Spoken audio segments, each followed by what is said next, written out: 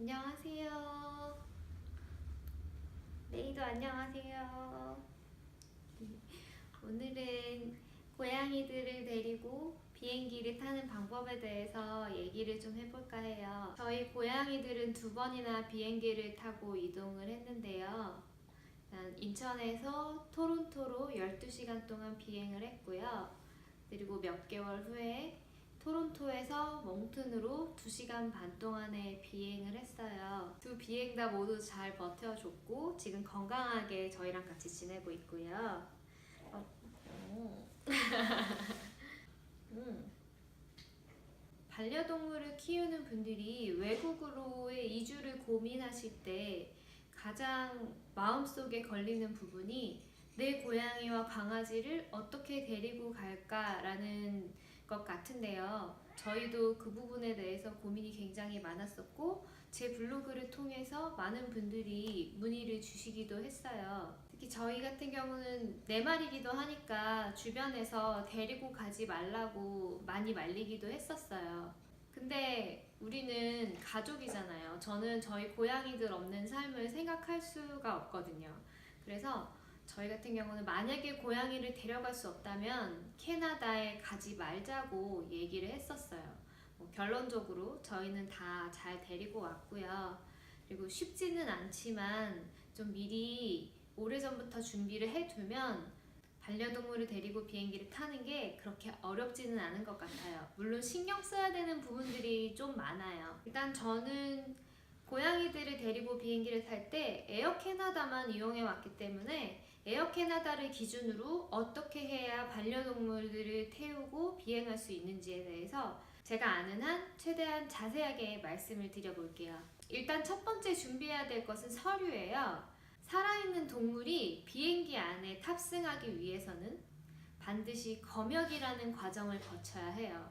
그리고 그 검역을 위해서 필요한 서류가 몇 가지가 있고요. 다행히도 캐나다는 반려동물이 입국하기에 가장 쉬운 나라 중에 하나예요. 준비해야 할 서류가 광견병 접종 증명서와 수의사 친필 사인이 포함되어 있는 건강 증명 서류뿐이에요. 저는 캐나다로 가기 한 6개월 전쯤부터 고양이들에게 마이크로칩 시술, 광견병 접종, 그다음에 종합 백신을 접종한 후에 그것과 관련된 증명서를 준비를 해뒀어요. 종합 건강 증명서는 수의사 선생님의 친필 사인이 반드시 필수고요. 출국하기 한 일주일 이내의 날짜로 작성이 된 서류여야 해요. 다니시는 병원에 물어보시면 어떤 서류를 준비해야 되는지 자세히 알고 계실 거예요. 그래서 직접 물어보시면 적당한 서류를 만들어 주실 거예요. 그리고 저희가 준비했던 서류 중에 광견병 항체 증명서라는 서류가 있는데요. 이 서류는 캐나다에 들어갈 때 필요한 서류는 아니에요. 한국에 돌아올 때 필요한 서류인데요. 광견병을 접종하고 나서 충분히 항체가 생성되었다는 것을 증명하는 증명서예요. 접종을 한 후 몇 주 후에 혈액 샘플을 미국으로 보내서 항체가 잘 형성이 되었는지를 확인하는 서류고요. 이 서류는 약 최대 1달 정도의 기간이 소요가 돼요. 비용은 한 마리 했을 때 15만 원 정도였고요. 저희는 혹시나 한국으로 금방 되돌아오게 될 상황에 대비를 해서 미리 준비를 했었고요. 이 서류는 혹시 모를 상황에 대비를 해서 2-3장 정도 여유분을 준비하시는 게 좋을 것 같고요. 이 모든 서류는 가급적 최소 6개월 정도의 시간을 두고 준비를 하세요. 광견병 항체 증명서 같은 경우는 1-2달의 시간이 소요되기도 하고 항체가 형성되지 않았을 경우에는 다시 접종을 하고 다시 확인을 해야 하는 과정을 거쳐야 될 수도 있습니다. 자, 2번째로 준비해야 될 것은 이동장이에요. 어떤 이동장이 과연 적절할까요? 항공사마다 정해져 있는 사이즈 규정이 있어요. 저희는 총 4마리이기 때문에 2마리는 한 사람당 1마리씩 기내에 태웠고 나머지 2마리는 화물칸 안에 태우고 왔었어요. 저희가 어떤 이동장을 사용했는지 자세하게 설명을 드릴게요. 일단 기내에는 이것도 항공사마다 규정이 다른데요. 기내에 탈 때는 가급적 소프트 캐리어를 추천을 하고요. 저는 패치핏 확장형 이동장을 구매를 했어요. 기내에 탔을 때에는 이동장을 앞좌석 아래에 무조건 놔둬야 하기 때문에 높이는 지정이 돼 있고요. 좀 넓게 애들이 올 수 있으면 좋겠다 싶어서 가로로 확장되는 이동장을 구매를 했는데 덕분에 레이는 좀 누워서 편하게 왔던 것 같아요. 화물칸에 타는 아이들은 무조건 하드 캐리어를 사용을 해야 하고요. 다행히도 고양이 같은 경우는 캐리어 하나에 2마리까지 같이 탈 수 있어요. 루아는 이미 덩치가 기내에 탈 수 있는 사이즈가 아니었고 미자르랑 그래도 친하기 때문에 둘이서 같이 의지하면서 오면 좋겠다 싶어서 둘을 화물칸 안에 태웠어요. 그리고 이게 제가 이용한 하드 이동장이고요. 펫메이트 제품이고요. 노르웨이 숲 암컷 2마리가 타기에 충분한 사이즈였어요. 바닥이 딱딱하니까 평소에 집에서 사용했던 담요 같은 거를 좀 깔아줬고요. 자, 다음으로는 비행기 예약을 하셔야 해요. 우선 동물 탑승을 예약하기 위해서는 사람 항공권이 구매가 돼 있어야 돼요. 그런데 비행기 안에 최대한 태울 수 있는 동물의 수가 정해져 있다는 거 혹시 알고 계세요? 에어 캐나다의 경우에는 하나의 비행기 안에는 기내 안에 최대 4마리까지의 동물이 탑승할 수가 있어요. 저희 같은 경우는 사람 항공권을 구매하기 전에 에어 캐나다 고객센터에 전화를 해서 기내 안에 충분히 태울 수 있는지를 먼저 확인을 했어요. 그리고 가장 중요한 건 화물칸 안에 동물을 태울 수 있는 시기가 정해져 있어요.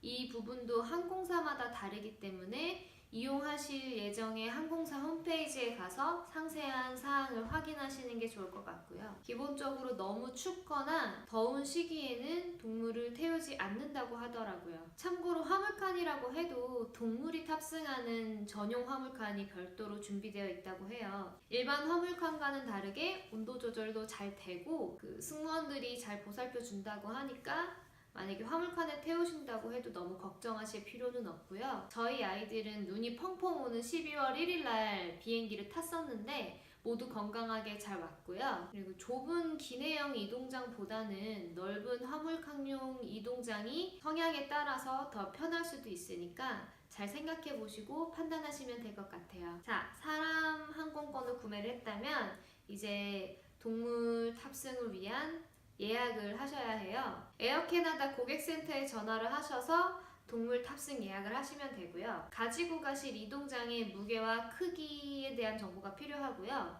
동물의 종과 무게에 대한 정보가 필요해요. 미리 준비를 해두시면 더 빠르게 예약하실 수 있어요. 동물을 데리고 있기 때문에 좌석을 지정할 수 없고 항공사에서 정해주는 자리에 앉아야 하고요. 에어 캐나다의 경우에는 한국에서 전화를 할 경우 본사에 직접 전화를 해서 예약을 진행하기 때문에 전화 후 이틀 정도의 시간이 소요가 된다고 해요. 그 시간이 지난 후에 항공사에서 다시 연락이 온다면 예약이 그때 확정이 된 겁니다. 여기까지가 비행기를 태우기 전에 준비하셔야 할 부분들이에요. 그 남은 시간에는 이동장을 무서워하는 아이가 있다면 적응 훈련을 거치면 더 좋겠죠? 안정제나 수면제를 먹이고 태울 수는 없으니까 미리 훈련을 해두시는 게 좋을 것 같아요. 자, 이제 다음으로는 비행기 탑승이에요. 처음에 서류 말씀드릴 때 서류는 검역을 위해서 준비하는 거라고 말씀을 드렸잖아요. 비행기 탑승하는 당일은 검역을 해야 해요. 검역에는 시간이 소요되기 때문에 평소 비행기를 타실 때보다 2~3시간은 먼저 가시는 게 좋아요. 동식물 검역소는 3층 7번 출구 근처에 있어요. 동식물 검역소는 오전 9시부터 오후 6시까지만 운영이 되기 때문에요. 만약에 시간이 안 맞으면 그 전날 미리 가서 검역을 해두셔야 해요. 준비하신 서류와 동물들을 데리고 검역소에 가시면 직원분들이 서류를 체크하신 후에 빠르게 새 서류를 만들어 주실 거예요. 그 만들어 주시는 서류는 캐나다 입국 시에 제출해야 되는 서류니까 반드시 잊어버리시면 안 되고요. 2장을 만들어 주시는데 하나는 이동장 안에 묶어 주시고 하나는 직접 가지고 가시면 돼요. 그 서류가 동물들에게는 여권이나 다름없는 거니까 반드시 잊어버리시면 안 돼요. 검역을 마치셨으면 체크인을 하세요. 에어 캐나다는 동물을 데리고 있으면 우선 체크인이 가능해요. 동물 탑승은 체크인을 하실 때 최종적으로 규정을 확인한 후에 완료가 돼요. 이때 탑승 비용을 최종 납부를 합니다. 화물칸에 태우는 아이들은 직원분이 직접 데리고 가서 태우시고 기내 안에 태우는 아이들은 반려인이 직접 데리고 검색대를 통과하게 되어 있어요. 검색대에서는 아이를 이동장에서 빼서 직접 안고 통과를 하셔야 되는데요. 검색대 안이 굉장히 혼잡하고 낯선 사람들이 많잖아요. 예민한 아이들은 너무 놀라서 품 안에서 도망칠 수도 있어요. 그러니까 만약을 대비해서 몸줄을 하고 줄을 꼭 잡고 계시는 거를 추천을 드릴게요. 검색대를 통과한 후에는 다시 이동장 안에 아이를 넣고 이제 비행기 탑승하는 곳으로 가시면 됩니다. 에어 캐나다는 동물을 데리고 있으면 우선 탑승도 할 수 있어요. 비행기 안에서의 규정은 별게 없어요. 이동장 안에서 동물을 절대 꺼내시면 안 되고요. 그리고 만약에 먹이나 물을 주실 때에는 이동장 채로 화장실에 가신 다음에 화장실 안에서 꺼내서 물이나 먹을 것을 주시면 되고요. 입국 시에 작성하는 카드에는 동물을 데리고 있다고 체크를 하셔야 해요. 화물칸에 태웠던 아이들은 토론토 피어슨 공항을 기준으로 해서 가방을 찾는 곳이 아니라 별도의 방 안에서 찾을 수가 있어요. 공항의 가장 끝부분이었던 것 같은데 사실 어디였는지 기억이 잘 안 나요. 저희는 찾느라고 한참 돌아다녔었는데 만약에 모르시겠으면 직원분한테 물어보시는 게 가장 빠를 것 같아요. 몽튼 공항에서는 가방 찾는 곳의 가장 안쪽 직원이 대기하고 있는 데스크 옆에 공간에서 찾을 수 있었어요. 동물을 데리고 있기 때문에 별도의 검역을 다시 받으셔야 하고요. 한국에서 검역할 때 받았던 서류와 광견병 접종 서류를 제출을 하시면 약간의 검역 비용을 지불을 하시고 공항을 나오실 수 있어요. 만약 캐나다 국내 안에서 이동하실 경우에는 검역이 다시 필요가 없습니다. 그러면 캐나다 입국은 여기까지가 끝이에요.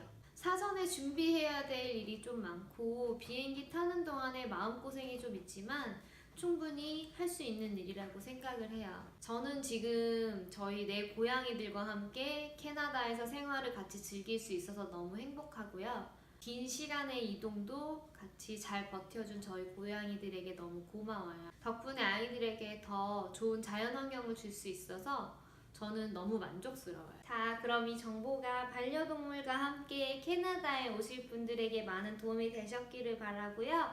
그러면 저희는 나중에 또 만나요. 레이도 안녕. 카메라 보고 해야지.